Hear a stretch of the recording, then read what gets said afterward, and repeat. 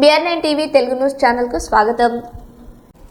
Ippili Shanmukha Sai son of Simhachalam Tilaru గ్రామం కోటబొమ్మాలి మండలం శ్రీకాకుళం జిల్లా తలసామి వ్యాధితో బాధపడుతున్నాడు. ఇంతకు ముందు 2 సంవత్సరాల క్రితం ఒక పెద్ద కుమారుడు మరణించాడు.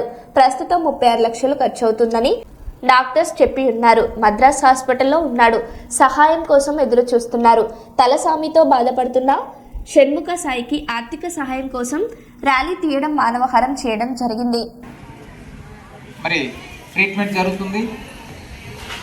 దీని సందర్భంగా ప్రజలందరూ కూడా సహకరించారు. సుమారుగా 37 లక్షల రూపాయల వరకు ఆయనకి ఖర్చు అవుతుంది.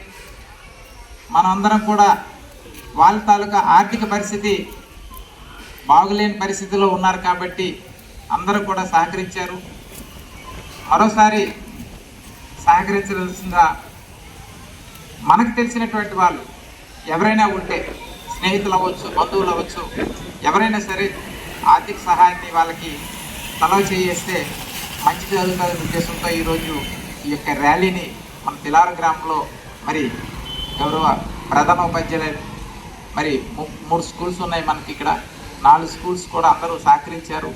తిలారులో ఉన్నటువంటి యువత అలానే ప్రతి ఒక్క మరి ప్రజలందరూ కూడా దీన్ని సహకరించారు కాబట్టి మళ్ళీ ఒకసారి ఆయనకి మరి ఆర్థిక సహాయాలు అందించాల్సిందిగా కోరుచున్నాం. నిన్ననే వైజాగ్ నుండి ఇప్పుడే ఉదయం ఫోన్ చేశారు. మరి ఈ నాయి బ్రాహ్మణ్ తాలూకా వాళ్ళ తాలూకా కులస్తులందరూ కూడా ఒక 55,000 రూపాయల వరకు ఎవరో ఏంటో తెలియదు, ఒక మెసేజ్ ఈ సోషల్ మీడియాలో వెళ్ళిన తర్వాతను ఈ మెసేజ్ని బట్టి వాళ్ళు ఒక 45,000 రూపాయలు అయితే మళ్ళీ ఈరోజు మళ్ళీ 15,000 రూపాయలు మళ్ళీ మేము జత చేస్తున్నాం సార్, మేము కూడా దీనికి ఆర్థిక సహాయం అందిస్తున్నామని ఆయన ఫోన్ చెప్పారు నాకు, ఫోన్ చేసి. అలాగనే నేను చాలామందికి మా బంధువులు ఉన్నటువంటి ఒక గ్రూప్ ఉంది, ఆ గ్రూపులో కూడా మీకు పెట్టడం జరిగింది. నాకు తెలిసినటువంటి ఎవరైనా ఉంటే నేను కూడా ఒక మెసేజ్ ఇస్తే వాళ్ళు కూడా సహాయ సహకారాలు చేసి వాళ్ళు కూడా వేయడం జరుగుతుంది. నేననే ఒక అబ్బాయి, నేను ఆయన టెక్నికల్ కాలేజీలో చదువుతున్నప్పుడు నేను ఇది చేయలేదు, ఒకసారి ఒక ఉపకారం చేశాను. ఆయన ఏం చేశారంటే, ఒరే ఇలా ఉంది ఒకసారి నువ్వు సహకరించారంటే వాళ్ళు కూడా ఈరోజు ఒక 90,000 రూపాయల వరకు సహాయకరం చేశారు. అది కూడా ఈరోజు నాకు ఆ స్కానర్ ఇవ్వమన్నారు.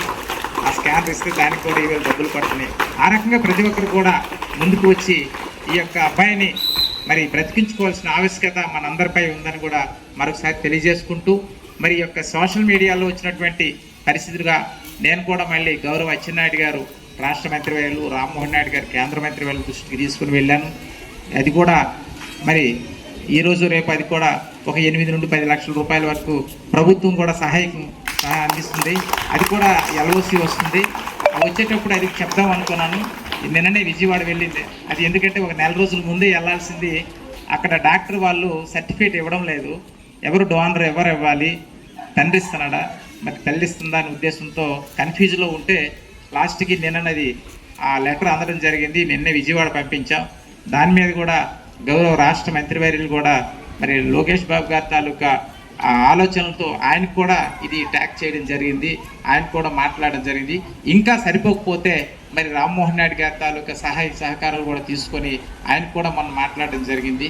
ఇంకా కాకపోతే ఇవన్నీ ఒక పెద్ద అయితే మన తాలూకా సహాయం అందించాలనే ఉద్దేశంతో ఈ యొక్క సోషల్ మీడియాలో మరి ఈ యొక్క ఉన్నటువంటి మనందరి తాలూకా ఉద్దేశాలని బయటికి తెలియజేయాలనే ఉద్దేశంతో నేను ఈ యొక్క కార్యక్రమం చేసినటువంటి యువత అందరికి కూడాను, మరి టీచర్స్ కానీ పబ్లిక్ కానీ అందరికి కూడా ధన్యవాదాలు తెలియజేసుకుంటూ సెలవు తీసుకుంటాను.